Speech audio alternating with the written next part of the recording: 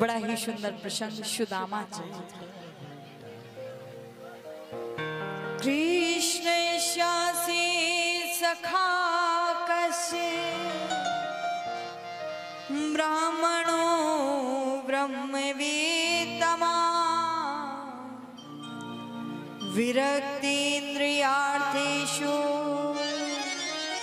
प्रशान्तात्मा जितेन्द्रिया। भगवान कृष्ण के सखा श्री सुदामा जी महाराज। सुदामा जी को लोग कहते हैं सुदामा जी महाराज दरिद्र हैं, पर सुदामा जी दरिद्र नहीं है। दरिद्रियास्तु असंतुष्टो। दरिद्र कौन होता है? जिसके मन में असंतुष्टता, जिसके मन में संतुष्टि ना हो।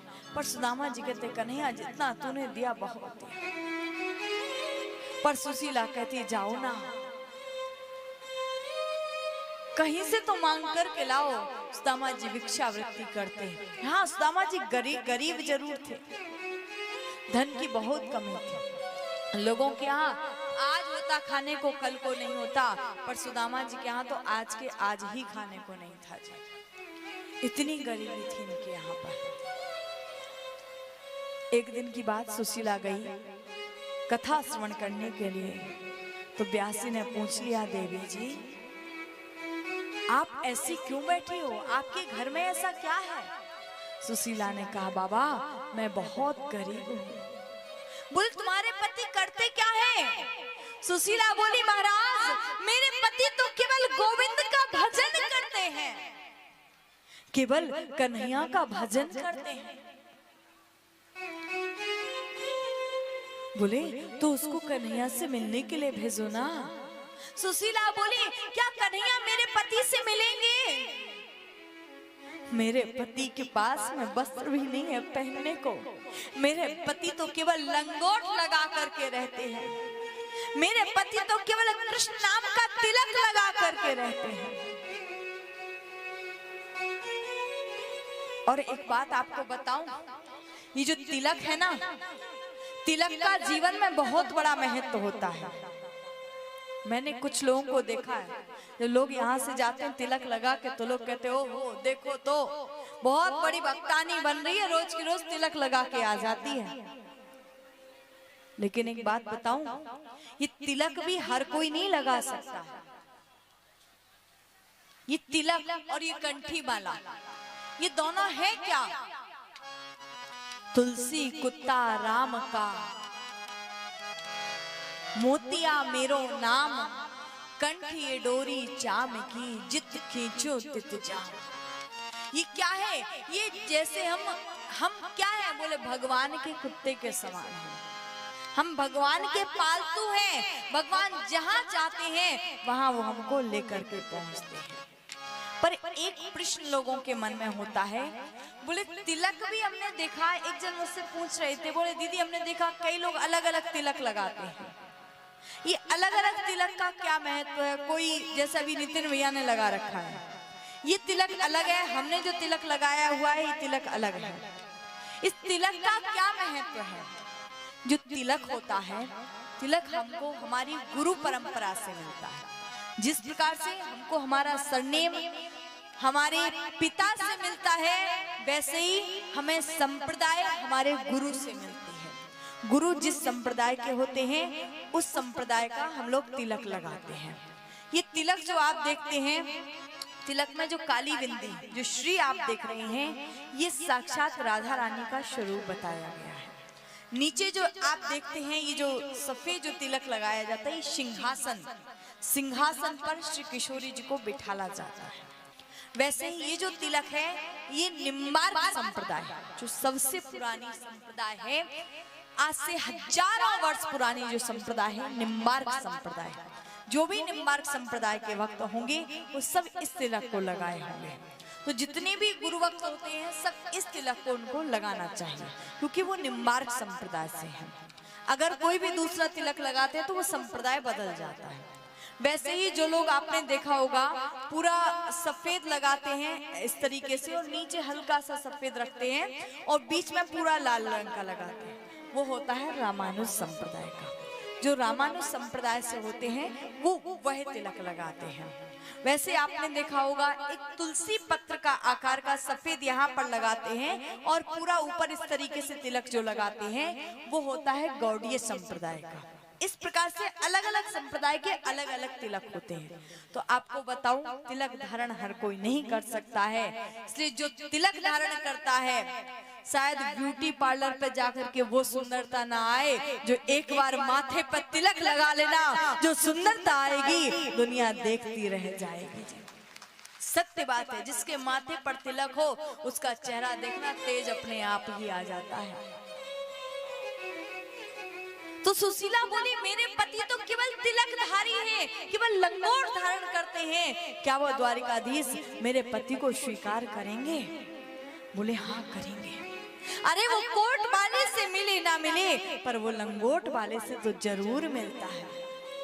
आज सुशीला आई घर पर आकर के सुदामा जी से कहा, जी आप जाओ ना, एक बार तो जाओ इस कृष्ण के पास में। सुदामा बोले सुशीला कैसे चला जाऊं मैं? कुछ स्थान ऐसे होते हैं जहां पर कभी खाली हाथ नहीं जाना चाहिए। कौन कौन से स्थान? राजा गुरुकुल देवता वैद्य मित्र अनाथ, इनके सन्मुख जब जाइए जब कुछ हो बेहाल।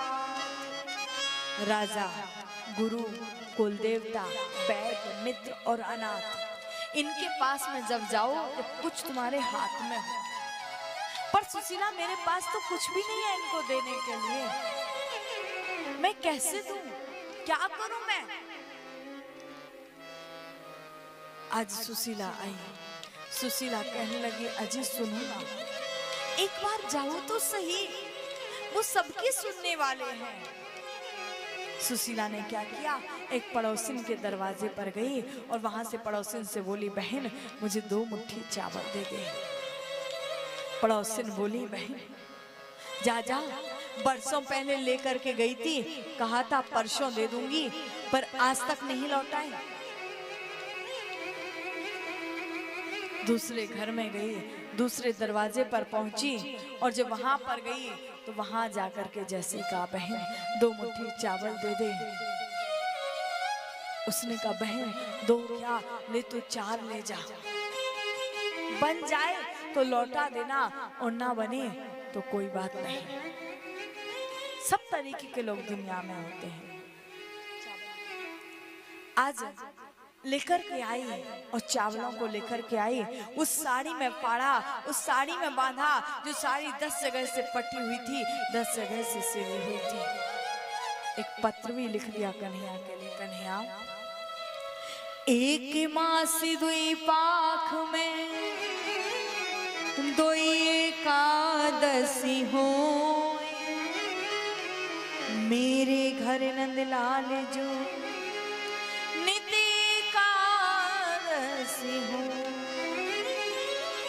भवन 1 मास 2 पक्ष में 2 एकादशियां होती हैं, पर प्रभु मेरे घर तो नित्य प्रति एकादशी। सुशीला कहने लगी सुदामा जी से, बार बार सुदामा जी से आग्रह कर रही थी और कह रही थी कि नाथ जाओ चले द्वारिका को, कि नाथ जाओ चले द्वारिका को, इस नगर में गुजारा नहीं है, इस नगर में गुजारा नहीं, दूर कर देंगे दुख मुरली वाले, दूर कर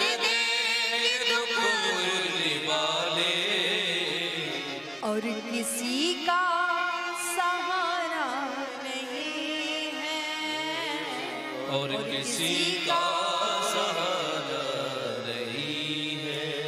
नाथ जाओ चले द्वारिका को, इस नगर में गुजारा नहीं है, इस नगर में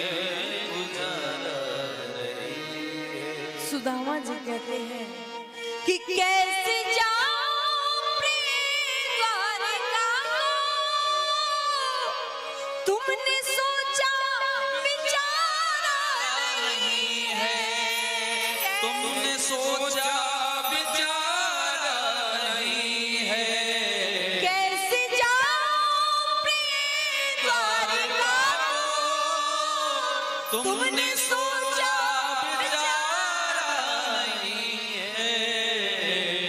देख लो तन के कपड़े फटे हैं, देख लो तन के कपड़े फटे हैं, हाल अच्छा हमारा नहीं है, हाल अच्छा हमारा नहीं है। सुदामा जी कैसे चला जाऊं मैं, हालत तो देखो। तो कहती है प्रभु एक बार मेरी बात को मानो, कहने मानो तुम स्वामी हमारे, मित्रता है प्रभु से तुम्हारी, मित्रता है प्रभु से तुम्हारी। कहने मानो तुम स्वामी हमारे, मित्रता है प्रभु से तुम्हारी। हाँ मित्रता है प्रभु से तुम्हारी। देख लो मुसीबत में किसने, देख लो तुम मुसीबत में किसने, मुरली वाला पुकारा नहीं है, मुरली वाला पुकारा नहीं है। नाथ जाओ चले द्वारिका को, इस नगर में गुजारा नहीं है, इस नगर में गुजारा नहीं है। सुशीला कहती सुदामा जी से आप जाओ ना कि भांति भांति से कर गया जब नारी ने लाचार, तब उठे बुढ़े विप्रवर लोटा डोर संभार। जब भांति भांति से लाचार कर दिया श्री सुदामा जी महाराज उठ करके चलने लगे। चलते चलते चलते चलते विचार कर रहे थे मेरी स्थिति कैसी है, अपनी परिस्थिति को देख रहे थे कि नई पनैया पाँव में देह वस्त्र से ही चले सुदामा द्वारिका, मुख मलिन तन छी। सुदामा जी महाराज चलने लगे। आज जा रहे थे चलते चलते 3 दिन बीत गए। एक वृक्ष के नीचे आराम करने लगे। देखा सामने नदी थी। सुदामा जी बोले कन्हैया ये नदी को पार मैं कैसे करूं, तू आ जाना, तू आके मुझको पार कर आ जाना। उस समय भैया उस समय कन्हैया स्वयं नाविक बन करके आए गया। कहने लगो काका कहाँ जाना है, कहाँ पल्ली पार जाना है। हाँ भैया आ जाओ बैठ जाओ मेरी नाव में। बोले भैया मेरे पास में देवी के टाइम उतराई तो है ना। बोले भैया कोई बात नहीं, मैं तो वैसे ही जा रहे हो तो आके बैठ गए। भगवान ने लिया इनको पार उतार दिया। एक वृक्ष के नीचे गए और उस वृक्ष के नीचे बैठ गए श्री सुदामा जी महाराज। भगवान ने योग माया को आदेश दिया और योग माया के द्वारा मेरे प्रभु ने सुदामा जी को द्वारिकापुरी में बुलाया। सुदामा जी महाराज द्वारिकापुरी में पहुंचे और द्वारिकापुरी में जाकर के कहा प्रभु भगवान लोगों से पूछा कहाँ है द्वारिकापुरी है। बोले हाँ भैया द्वारिकापुरी छे, द्वारिकापुरी छे। बोले कहा भैया कहा द्वारिकापुरी छे है। बोले भैया हमारे यहाँ पे है कुछ है बोले हैं। बोले अच्छा भैया। कहा भैया यही द्वारिकापुरी में मेरो कन्हैया रहो करे। बोले भैया तुमको नाम लेवो ना आवे। बोले तो कैसे नाम लियो जावे उनको? बोले भैया ऐसे नाम ना लियो जावे। बोले तो फिर कैसे नाम लियो जावे? बोले भैया ऐसे बोलो कि आनंद कंद श्री कृष्णचंद्र ठाकुर जी महाराज क्या यहीं पर विराजते हैं? दामा जी बोले लाला रे तेरो नाम है कि पूरा हनुमान चालीसा बनाए के रख दियो। चल कोई बात ना, मेरे लाला को कछु घटो तो ना है, बढ़ोई तो है। और अब तो बड़े देवढंग से द्वारपालों से कहा, द्वारपालो एक बार जाकर के कृष्ण को मेरा संदेशा सुना दो, एक बार जाकर के कह दो उनके मित्र मिलने के लिए आए हैं। कहने लगे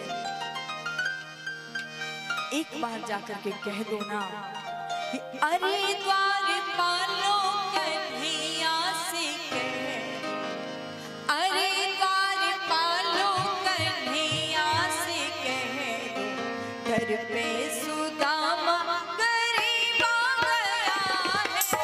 अरे द्वारपालो कन्हैया से कह दो घर पे सुदामा गरीब आ गया है।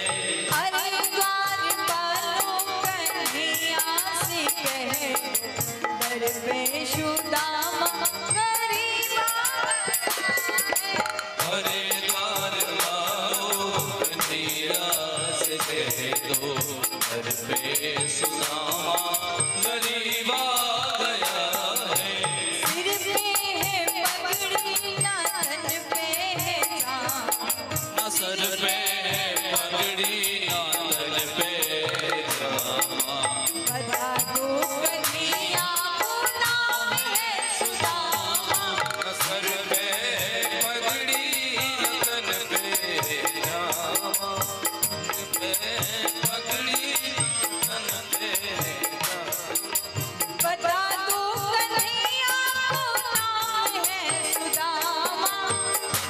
दो कन्हैया को नाम है सुदामा। बता दो कन्हैया को नाम है सुदामा। दो कन्हैया को नाम है सुदामा। एक बार मोहन से जाकर के कह दो, तुम एक बार मोहन से जाकर कह दो मिलने सुदामा गरीब आ गया है। एक बार जाकर से जाकर कह दो मिलने सुदामा गरीब आ गया है। दादाजी कहते भैया एक बार जाकर के उसको मेरा संदेशा तो सुना दो। द्वारपाल प्रभु के पास पहुंचे, भगवान से जाकर के कहा भगवान कि नाथ एक विच्छुक खड़ा विप्र सुदामा ना, मुझे कुछ बताता नहीं, कहता प्रभु से का। बोले उसकी परिस्थिति कैसी है? तो परिस्थिति बताने लगे और कह रहे थे किसी से पगाना। सुदामा जी की परिस्थिति कैसी थी? तो परिस्थिति बताने लगे और कह रहे थे, बोले ना तो उनके तन पर वस्त्र है और ना सर पर कोई पगड़ी है, हाथ में भी ऐसा कुछ नहीं है जो कि आपको देने के लिए लेकर के आए हैं। और आज स्थिति सुनाने लगे, कह रहे थे किसी से पगाना जगा तन पे, प्रभु जाने को आए बसो के ही नामा। धोती फटी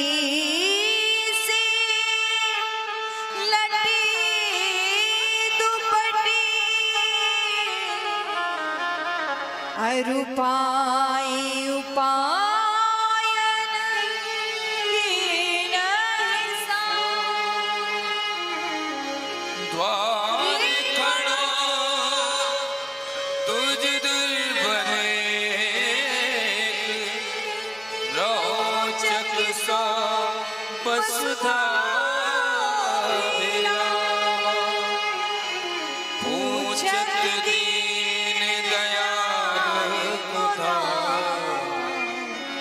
बतावती अपनो नाम बतावती अपनो नाम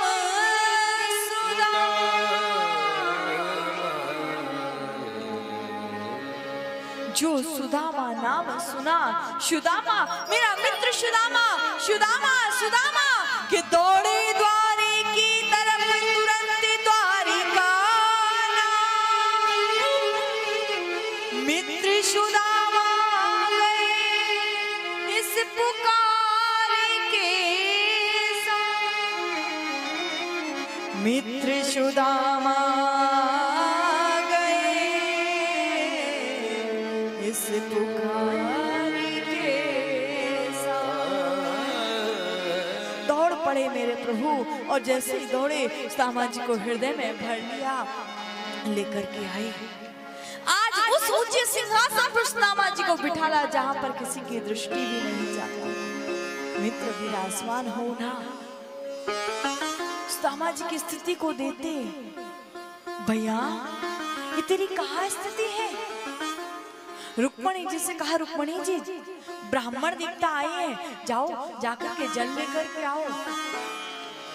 रुक्मणी जी जल लाती, तब तक तो भगवान की नजर पड़ गई सुदामा जी के चरणों पर, और जो देखा चरणों में एक एक पांव में कई कई बीमारियां पड़ी हुई हैं, एक एक बीमारी में 20-20 कांटे चुभे हुए हैं। भगवान की आंखों में आंसू आ गए। मित्र ये क्या किया तूने? कहने लगे मेरे कि हाँ ये महादुख कितने पायो सखा, तुम आए तेरा कितने दिन खोए, ऐसे बिहार बीमार सो कंटक जान लगे पुन जोई, तेरे सुदामा की दीन दशा करुणा करुणा रोए,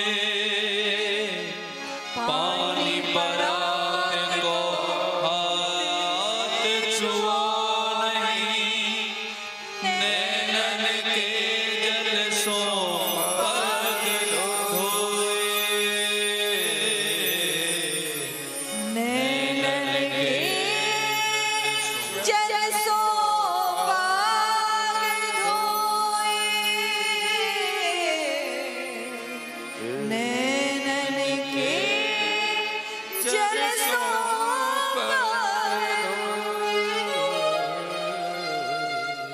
आज मेरे प्रभु ने रुक्मणी जी जल बाल में लाते हैं, सुदामा जी के चरणों को अपने नैनों के जल से अपने आंसू से पखार दिया।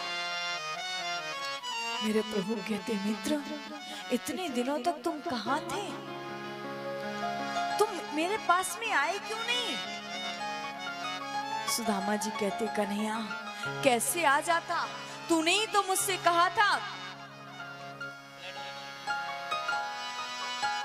कि तूने मुझसे झूठ बोला।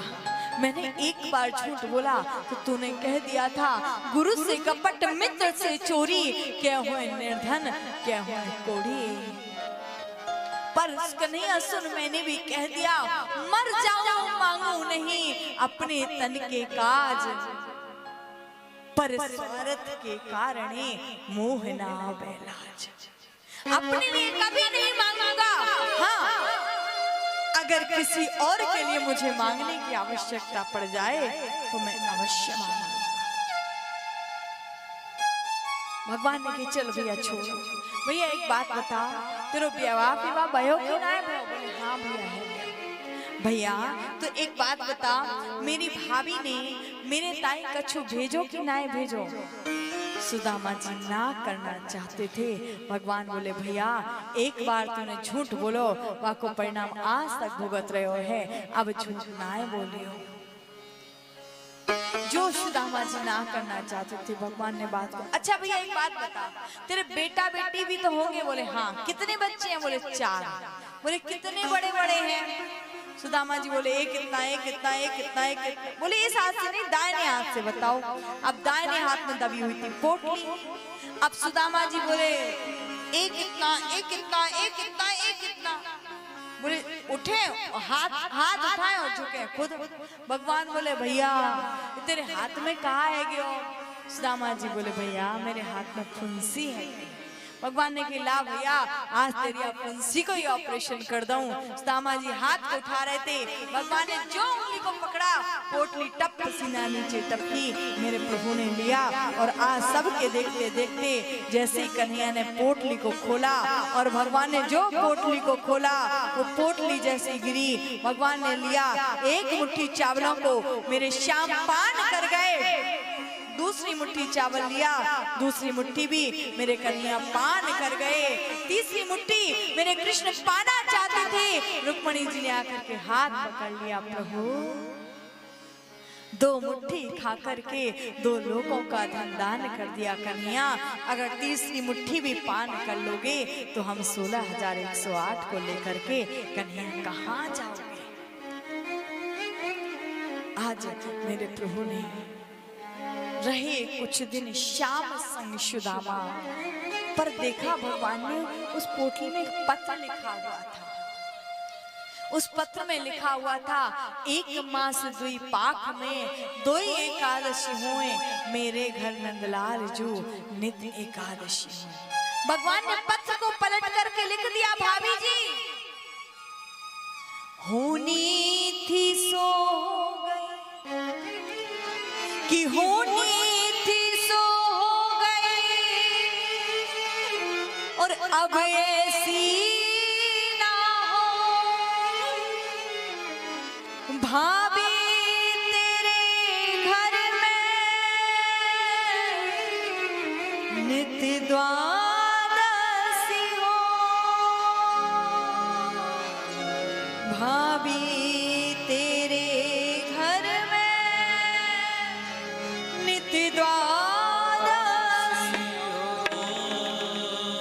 भगवान ने स्वयं आशीर्वाद दे दिया सुशीला के लिए। कहते हैं कुछ समय तक सुदामा जी महाराज रहे और उसके बाद में सुदामा जी महाराज अपनी सुदामापुरी के लिए सुदामा जी ने प्रस्थान किया है। लेकिन अभी तक भगवान 2 लोगों की संपत्ति दे चुके पर सुदामा जी को दिख नहीं रहा। और भगवान जब देते हैं ना तो वो ऐसे ही देते हैं। मेरे प्रभु जब किसी को देते हैं ना तो ऐसे देते हैं कि किसी को पता भी ना चले और भगवान सब कुछ दे देते हैं। सुदामा जी जाने लगे, सोचा शायद अब कन्हैया कुछ देगा, पर भगवान जैसे ही विदा किया सुदामा जी महाराज गए, पहुंचे सुदामापुरी में और जो सुदामापुरी में पहुंचे तो वहां जाकर के देखा जहां भी टूटी झुपड़ियां थी वहां कंचन महल खड़े हुए थे। सुदामा जी ने कहा सुशीला से, सुशीला तुमको इस सब की आवश्यकता थी, हमको नहीं है। लेकिन भगवान ने कहा सुदामा इसको तो मेरा आशीर्वाद समझ करके स्वीकार करो। और बड़े दिव्य ढंग से यहाँ पर सुदामा जी महाराज आए, आकर के अपनी कुटिया में प्रभु का आशीर्वाद समझ करके विराजमान हो गए। बोलिए द्वारिकाधीश भगवान की, बोलिए बांके बिहारी लाल की।